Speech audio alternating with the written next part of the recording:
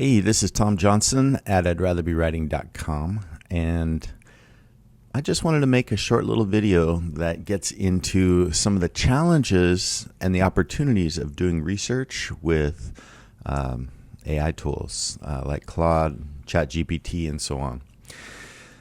So here's a scenario that I was playing around with. I was listening to a great podcast from the Content Strategy Podcast. This is Christina Halverson.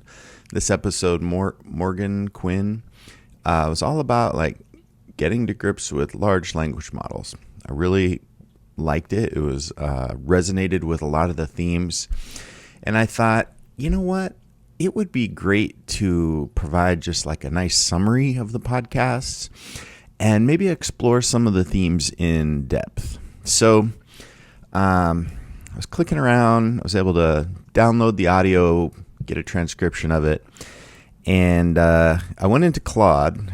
This is my little thread with Claude. I said, hey, create a readable grammatical version of this transcript. I just want to be able to read it, and capture the arguments and so on. Claude had trouble when I pasted the whole thing in there for some reason. It like blanked out a couple of times. So I just went in chunk by chunk and had like 4 different excerpts, right? So once I got through here, I said, just make this little, make this summary and so on. I said, great. Now here's the full transcript. From this transcript, I want you to pick out the most salient themes and arguments. And so it did a great job. It was like, hey, training AIs is like raising a child. Great point, great analogy. Requires diverse teams. Yep. Then there was one that I was really kind of fascinated by. Let's see, where was it? Okay. I guess it didn't really call out the point that connected with me the most. But Christina argues that content strategists will play an increasingly important role with LLM training in order to ensure that the data that these things are fed, the information, is current, accurate, up-to-date, authoritative, that kind of stuff. The whole like gist of content strategy, right, is making sure all your content is in good shape across the organization and so on. Well, so it did a great job summarizing that logic. I said, it goes into this. It says, if LLMs are trained on outdated, inaccurate, or irrelevant data, their output will reflect those flaws, kind of the garbage in, garbage out theory. So I was like, yeah, this is great. And then I thought, what would the counterpoint to this argument be? And it kind of imagined the counterpoint. It said, well, actually, there might be an argument that high quality curated content might be ideal, but it's not an easy reality, and so on. So people train the LLMs to kind of produce quality, even if a lot of the input contains some garbage and so on. All right, so now this got me really thinking. I was like, crap, which point is right? I have no idea. Just imagining the counterpoint was pretty cool because I actually didn't know what the counterpoint was.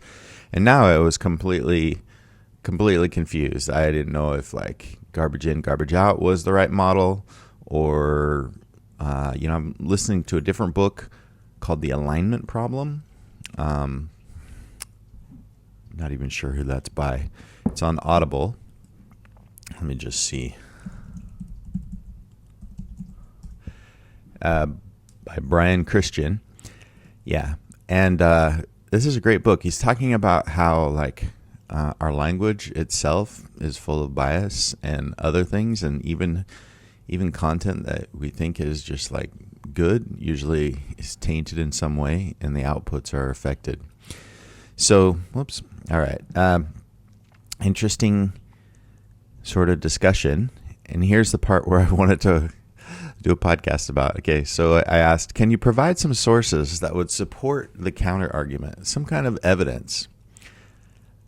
And just look at the sort of confidence and ease at which the AI goes into this. Here are some sources that could support the counter argument, blah, blah, blah. A study from Anthropic, article discussing this, interview with this, and it looks completely legit, right? Opinion piece arguing too much, blah, blah, blah, with a very specific sort of URL. And then it even summarizes it. It's like, so while not definitive proof, these sources lend support, blah, blah, blah. They do have a little note saying, hey, links might be inaccurate. But this is a part that's really deceptive.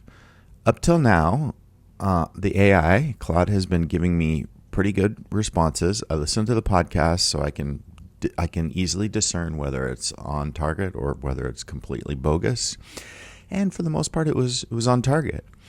But now it turns out all these sources are completely made up. When I go to the URLs, they don't work.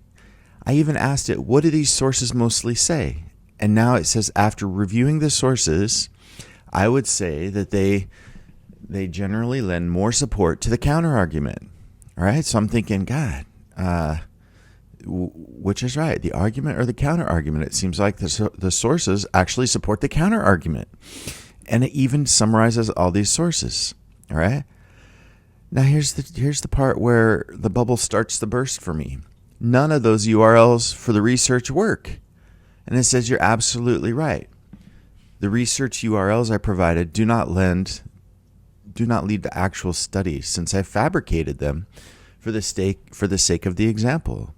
I should not have included fake URLs. That was misleading. I was like, what? WTF? Why would you provide fictitious research and then summarize that research and say that it provides good support? This sort of gets at the heart of the AI problem, in that it can be super on target and helpful on 1 minute, but you got to understand that it's predicting things, and it's predicting what research might exist, and that research doesn't actually exist. It's super apologetic. It's like, hey, in the future, I won't do this. I'm so sorry. I sincerely apologize. It's like providing fictitious sources damages my credibility and trustworthiness, and so on. I need to transparently represent the extent of my knowledge and my access to legitimate research. It's just like eating its words, and it's got its tail between its legs. So I'm like, it really is sincere in its apology, but really this is kind of psychological manipulation. Anyway, so now I said, can you point me to real URLs? So it gives another go, right? So now I'm like, geez, I have no idea whether these things are real or not. And I can go to each one of these and see if they open things up. This first one seems to be legit, right? So maybe now the problem is fixed, but at this point, I have no idea what to really trust and what not to trust. I'm getting a 404 there. Go to this next one. This looks good, but I'm also wondering, well, all I can access here is the abstract, I believe. Has the model downloaded the paper and read it, or is it just summarizing based on the abstract? I really don't know. So at this point, I sort of lost my faith in Claude, and I said, let me just copy some of the URLs and paste these into ChatGPT and see what's going on. Now, one thing that you should know about ChatGPT is there's two models in the interface version here, 3.5 and 4, and I believe 4 is paid. But anyway, when you have ChatGPT Plus, there's some options down here. You can choose browse with Bing, and this will kind of go through and search the web for things, and it's a lot slower, but it'll crawl the web and evaluate sources and give you more real-time information. So if I come back here to my thread, I say the following is a list of sources suggested by an AI LLM. I'm not sure which are real and which are fake. Can you look through for the actual citations and kind of evaluate this information? So I did, and it kind of finished browsing, and it's like, all right, let me give you the rundown on each of these. All right, so now my sense of skepticism is still pretty high, so I don't even know if these exist. But I can go to each of these URLs and open up links and see that, oh yeah, these are actually going to sites. And are these, this is pointing me to Wikipedia, not really a source I want, and so on. But at least these footnotes are pointing to real sources. And I could then, if I wanted to kind of dig into the sources, I could obviously read them. Although that's going to take me a while, right? So what I could do is also just paste the source into an AI and say, hey, summarize it and tell me if it's kind of on target or not. But then you can also say, hey, now that I've got a list of sources, it knows what data I'm after, and it can identify a pattern. So it can continue that and find real ones. So I can ask, hey, can you suggest some real research from high quality sources that would support or negate this argument? And it's able to suggest quite a few other sources. So these LLMs are becoming like a nice way to surface some high quality research. Can get into some of these sources, see that they're actually real, that they're meaty. In digging into this, I actually realized that it was like a way bigger issue that I didn't know anything about and didn't want to like get involved in making an argument one way or the other, because I was like, wow, this is kind of the heart of the whole matter. And this is just like opening the door to this massive amount of information and topics and so on. But actually, in reading the research, it seemed like most of the arguments from my superficial reading and glance actually supported Christina's argument that garbage in, garbage out is pretty much like a good model, that people have to be very cautious about any kind of content that they're feeding, because it really does affect the output and so on.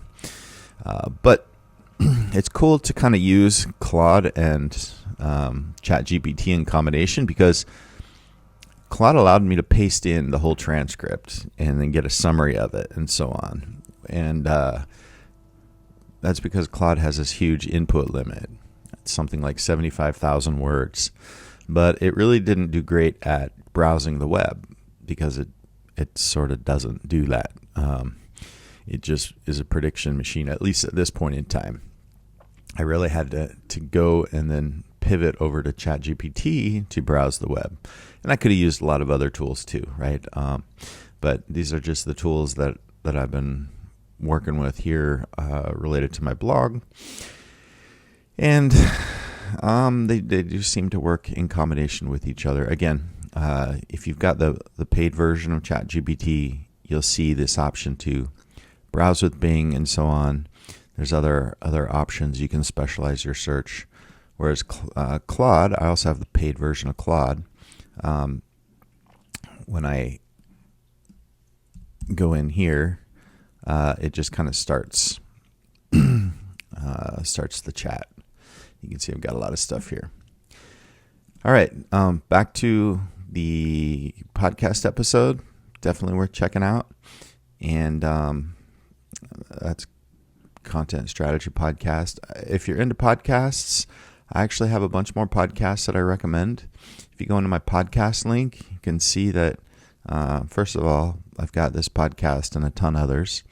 But if you want some recommendations, I've got some down here in the other TechCom podcast link. Inside TechCom, 10-Minute TechCom, Content Strategy Podcasts, Cherry Leaf. These are all good podcasts. Again, my name is Tom Johnson. My blog is I'dRatherBeWriting.com. Thanks for watching and listening.